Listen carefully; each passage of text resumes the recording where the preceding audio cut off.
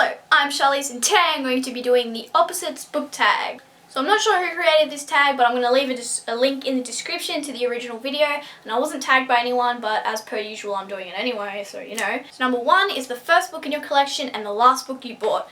First book in my collection. Oh jeez. I don't know. It's really hard.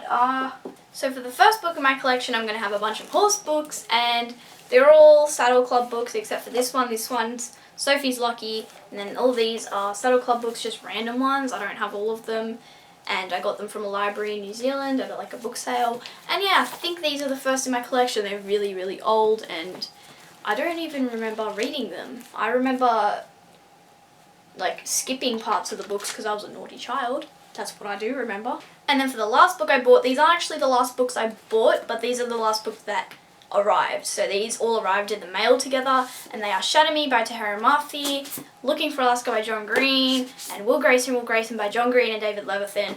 All of these came in the mail on the same day, so I count these are the last ones I bought, even though I did buy other books after them, I think. But I got these the most recently. Number 2 is a cheap book and an expensive book. So for a cheap book, I'm going to go with The Distant Echo by Val McDermid. I think I got this for like $3 at a market type thing somewhere near the beach, and I've read it. I read it in a readathon. I think it was the booktubeathon, first booktubeathon. And yeah, it was okay, you know, mystery novel. It wasn't my favourite thing ever, but yeah, I got it for really cheap. And for my expensive book, I have The Diviners by Libba. What are you doing? Oh, it's showing off his beautifulness. But yes, The Diviners by Libba Braze. I think this is my most expensive book. It was like $25. No, it's not my most expensive book. It's not. Hold on. This is my most expensive book. This book was $30. Definitely my most expensive book. The Invention of Hugo Cabret by Brian Selznick. I got this really recently in my most recent haul. And you can see why it's expensive. It has all these drawings. Pages are like, the edges are grey, and it's a hardback, and it's beautiful. And yes, my most expensive book. Number 4 is a book that you read fast and a book that took you too long to read. For a book I read fast, so for the book I read the fastest, I picked Ruby Red by Kirsten Gear. This isn't necessarily the book that I read the fastest, but I didn't want to include books that I read during readathons because then I kind of had to read them fast. This one I read when I was really busy, kind of during exam time, and I got through it in like 3 days, which is pretty quick for me. I got through this really fast. I didn't pick books that were in readathons, but I did get through this one really fast when I was really, really busy. And for a book that took me too long to read, I picked Harry Potter and the Prisoner of Azkaban. This book took me a good 2 months to finish, I think. And it's pretty short. Like, how long is it? It is about 400 pages long, and it took me a long time to finish. I read other books in between, but I don't know what it is with the Harry Potter series that just takes me so long to get through the books. Even though I really love them, I've rated them all 5 out of 5 stars so far. This one just took me a really long time to get through, and I don't know why.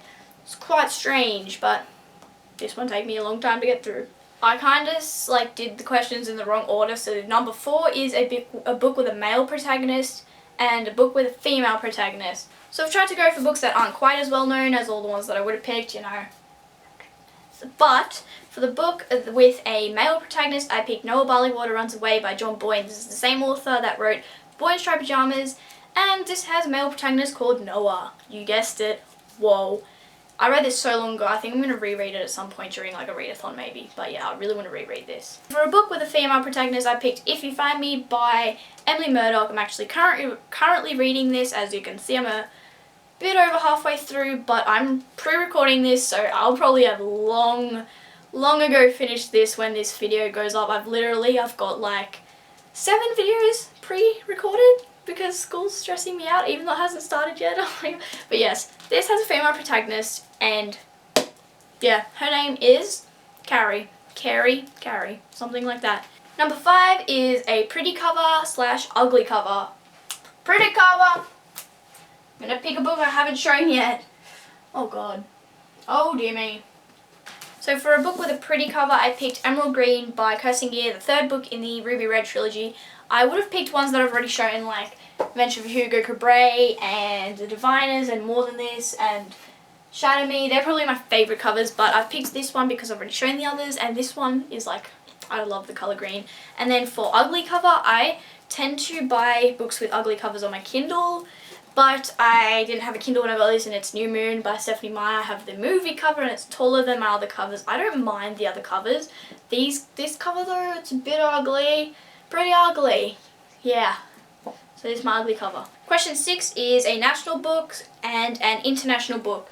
So for my national book, I'm going to pick Now by Maurice Gleitzman because this is set in Sydney. I think that's what it means, is where it's set.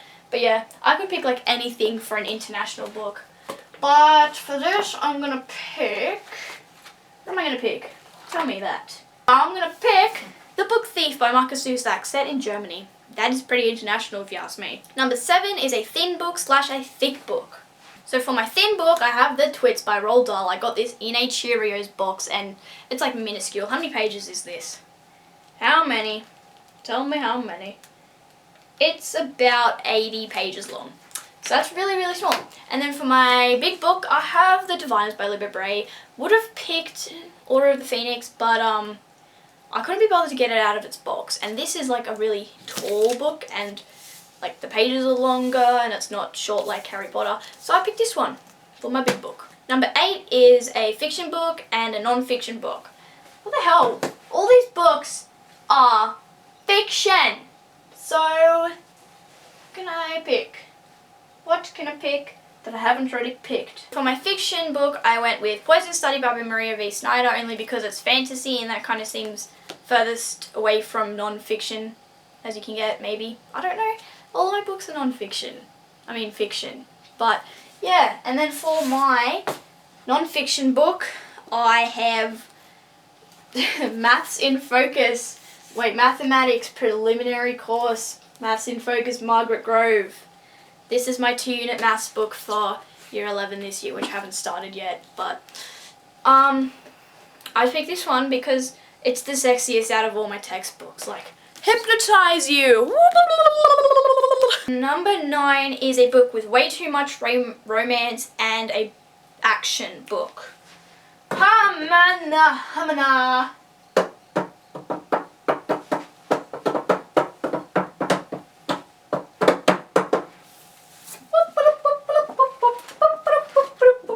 So for a book with way too much romance, I picked Eclipse by Stephanie Meyer. Any of the Twilight books have way too much romance in it. Not enough action, really. I liked them when I read them, but now I'm like, if I reread them, I don't think I'd be able to get through them. So yeah. And for an action book, I've picked The Knife Never Letting Go by Patrick Ness. I honestly think this is the most action-packed book I've ever read.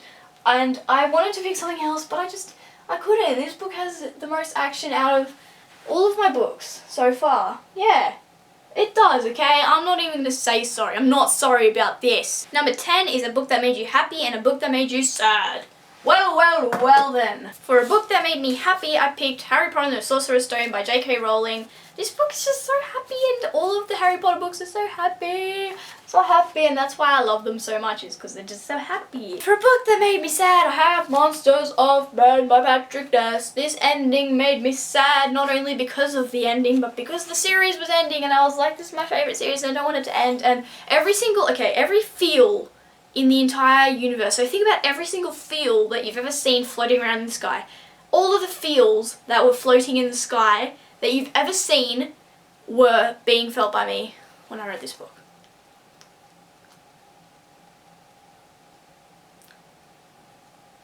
I don't have any words for what I just said. What just came out of my mouth? Nobody knows the trouble I've seen. Nobody knows my sorrow. Oh, Zazu, do lighten up. Sing something with a little more bounce to it. It's a small world. Okay, I'm going to stop reciting the entire Lion King movie. So those are all of the questions that I have. I'm going to tag people in the description because I have no clue who to tag. But check the description. I'll tag you in the comments as well if I tag you. And I hope you enjoyed this video, and I will see you in my next one. Goodbye!